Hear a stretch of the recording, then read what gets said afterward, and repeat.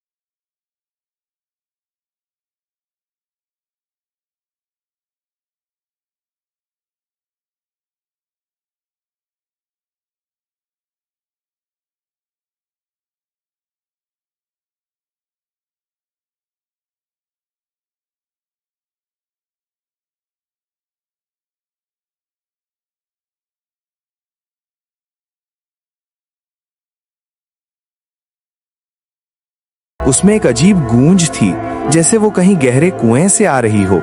माँ, मत खोलो, वो बाबा नहीं है। माया का दिल सन्न रह गया। बच्ची की आंखों में डर नहीं बल्कि यकीन था। बाहर से फिर वही आवाज आई, बहुत ठंड लग रही है माया, दरवाजा खोलो। माया ने सांस रोके दरवाजे से पीछे हट गई और अपनी बेटी के साथ कोने में दुबक गई। कुछ देर बाद सब शांत हो गया, बस बारिश और हवा की आवाज बची थी। जब सूरज निकला तो तूफान थम चुका था। माया दरवाजे के बाहर खड़ी थी। चारों ओर गीली मिट्टी की खुशबू फैली हुई थी। तभी राजन आता दिखाई दिया। उसके चेहरे पर थकान झलक रही थी। तुम कहाँ थे राजन? रात भर मुझे कितनी चिंता हो रही थी। हर बिजली की कड़क पर लगा जैसे तुम पर कोई मुसीबत आ गई हो। रात में तो घाटी के पास फंस गया था, तभी अचानक किसी की आवाज सुनाई थी, बिल्कुल तुम्हारी तरह। वो मुझे नाम लेकर बुला रही थी, कह रही थी राजन इधर आओ। तभी मुझे गांव के बुजुर्ग की बात याद आ गई। उन्होंने कहा था ना, उस घाटी की आवाज पर कभी भरोसा मत करना। बस फिर मैंने हिम्मत जुटाई और वहीं पास के बरगद के नीचे रात भर ठहर गया।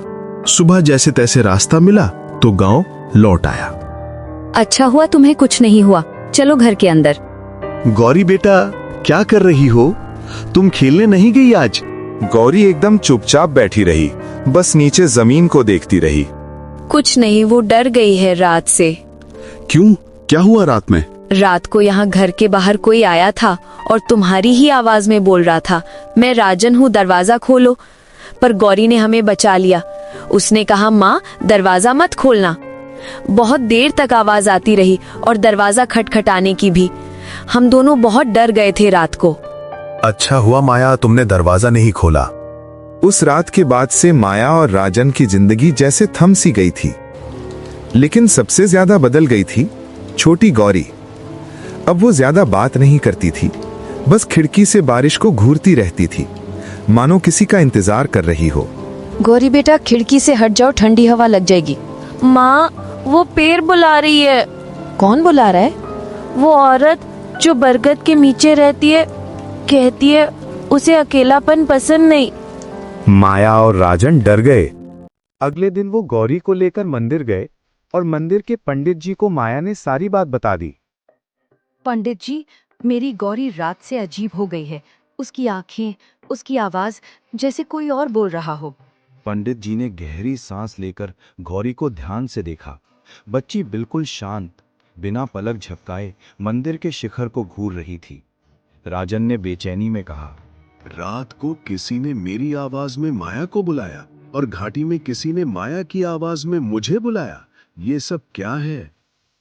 ये प्रेत घाटी का खेल है।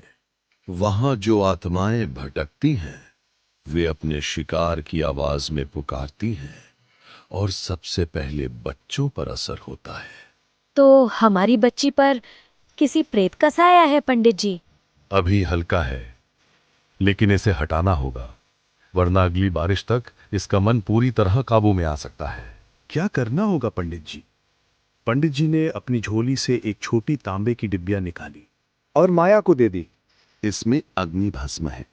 इसे गौरी के माथे पर लगाना और शाम होते ही इसे घर की उत्तर दिशा में दीपक जलाकर बैठाना। जब तक दीपक बुझ ना जाए कोई भी इसके पास नहीं जाएगा। पर अगर फिर से वही आवाज आई तो? किसी भी कीमत पर दरवाजा मत खोलना, चाहे वो तुम्हारे पति की, बेटी की या खुद तुम्हारी ही आवाज क्यों ना हो। गौरी अचानक धीमे स्वर में बोली। ठंड लग रही है माँ। लेकिन इस बार उसकी आवाज बिल्कुल वही थी, वही गूंज, वही खुरदुरापन, जैसे कोई कुएं से बोल रहा हो। माया के हाथ से तांबे की डिबिया लगभग गिर ही गई। राजन ने कांपते हुए कहा, ये तो कल रात वाली ही आवाज है। पंडित जी ने तुरंत मंत्र बुदबुदाते हुए गौरी के माथे पर भस्म लगाया। जैसे ही भस्म उसके माथे को छूती, गौरी तड़प उठी। रुको, मत लगाओ। मैं तो बस अंदर आना चाहती थी। मुझे जाने दो, मैं अभी नहीं आऊंगी। पंडित जी ने दोनों हाथ ऊपर उठाकर जोर से मंत्र पढ़ा। गौरी की आंखें पल भर के लिए पूरी सफेद हो गई। फिर जैसे झटके से उसका शरीर ढीला पड़ने लगा। गौरी पंडित जी की पकड़ से लगभग फिसल ही रही थी। माया रोती हुई चिल्लाई, मेरी बच्ची को बचा लो पंडित जी।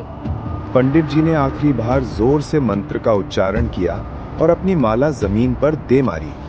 अचानक हवा रुक गई, जैसे किसी ने पूरे मंदिर के बाहर की दुनिया को थाम लिया हो। गौरी का शरीर एक झटके से सीधा हुआ और अगले ही पल वो धीरे धीरे जमीन से उठकर खड़ी हो गई। उसके चेहरे पर फैला तनाव एकदम गायब था। आंखों की सफेदी वापस काली हो चुकी थी। सांसें सामान्य, बिल्कुल शांत। माया ने कांपती आवाज में पूछा, गौरी तू ठीक है ना? गौरी ने हल्की सी थकी मुस्कान दी। उसकी आवाज इस बार पूरी तरह अपनी थी। हाँ माँ, अब वो चला गया है। पंडित जी ने गहरी सांस लेते हुए कहा, साया उसके शरीर से निकल चुका है, अब वो पूरी तरह सुरक्षित है। माया और राजन ने राहत की सांस लेकर पंडित जी को धन्यवाद कहा। पंडित जी मुस्कुराए और बोले, अभी एक आखिरी काम करना है। ये जो डिब्बा तुमने दबा रखा है ना, इसे आज शाम को उत्तर दिशा में दीपक में डालकर दिया जला देना। इससे साया दोबारा पास नहीं आएगा। फिर तीनों, माया, राजन और छोटी गौरी घर की ओर चल पड़े। रास्ते में हवा बिल्कुल शांत थी, किसी तूफान का कोई निशान नहीं। और सबसे बड़ी राहत ये थी कि गौरी फिर से वही पुरानी चंचल बच्ची लग रही थी।